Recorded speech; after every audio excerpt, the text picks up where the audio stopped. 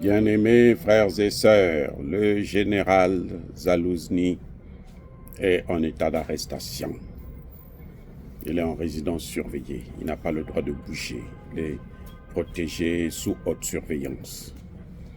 Il est carrément en prison, parce qu'il n'est pas chez lui. Il est carrément à un endroit pratiquement secret.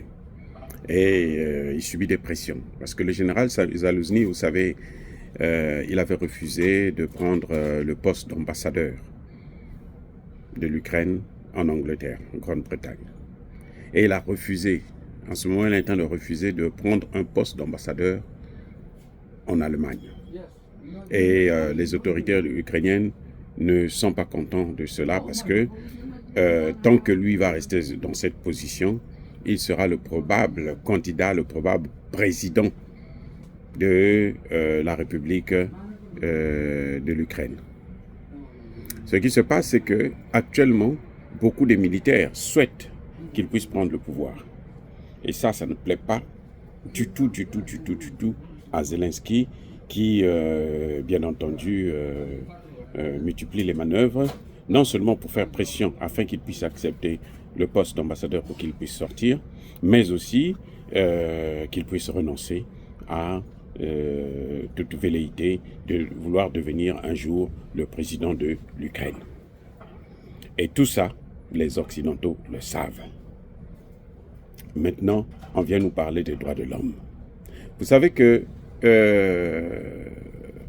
les services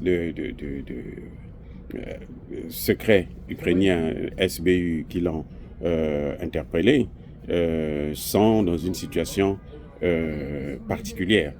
Hein, parce que Zalouzny est soutenu par beaucoup de militaires. Il souhaite qu'il puisse prendre le pouvoir.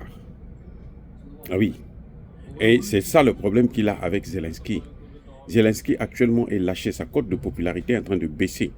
Et donc, l'homme qui est le plus apprécié, le plus apte à prendre les rênes du pouvoir, notamment en ce temps de guerre, et de pouvoir arrêter cette guerre, soit par la négociation, soit par, je ne sais pas, en tout cas, l'hypothèse la plus probable, c'est la négociation. C'est Zalouzny. L'Ukraine est obligée de faire ce que l'OTAN demande, jusqu'au dernier Ukrainien. Vous avez suivi la dernière déclaration du secrétaire général de l'OTAN qui dit que nous avons fait notre part, tout ce qui concerne les hommes, ça revient à Zelensky. C'est à lui de trouver les hommes. Donc, ils sont obligés de mobiliser le maximum possible de personnes. Vous savez qu'ils ont même baissé l'âge de la mobilisation. On est passé de 27 ans à 25 ans. Certainement qu'ils vont encore baisser un peu plus.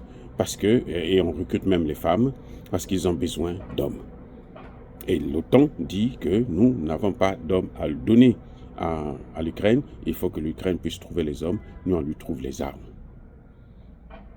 Et voilà la situation qui prévaut actuellement en Ukraine, où il y a une insécurité complètement, insécurité totale. Et les gens pensent que là-bas, c'est la démocratie. Zelensky a décrété la loi Marshall. C'est ce qui lui a permis justement d'annuler les élections. Et c'est ce qui rend difficile les Occidentaux de faire pression sur le Mali, le Burkina Faso et le Niger. C'est pour ça qu'eux, ils demandent aux hommes politiques du pays de s'agiter. Mais ces hommes politiques, notamment au Burkina Faso, quand ils s'agitent, on les prend, on les envoie sur le terrain. Et là encore, ça pose un autre problème. Ceux qui sont dans une situation délicate. Et on voit bien le 2 poids 2 mesures, où dans les autres pays où il y a la guerre, une guerre qu'eux, ils n'ont pas demandé, une guerre qu'eux, ils ne contrôlent pas, une guerre contre l'OTAN. On oblige à faire des élections, alors que en Ukraine, où il y a une guerre de l'OTAN, que l'OTAN elle-même peut contrôler, arrêter à n'importe quel moment, eh bien, il n'y a pas d'élection. Les 2 poids 2 mesures. La communauté autoproclamée internationale. C'est ça, ce qu'ils savent faire. Oh, les amis, dire cela, c'est inciter à la haine ou à la violence. Non. Yaba Kolerve, Yamalembe. Nous souhaitons que le général Zalouzny puisse être libre de tout mouvement, de tout déplacement, et que, bien entendu, si lui peut arrêter cette guerre, il n'a qu'à prendre le pouvoir. Soyez bénis, abondamment bénis par le Dieu des Kémites et par nos ancêtres angélisés. Sachez une chose, c'est que le pouvoir de Zelensky, là, il est par terre.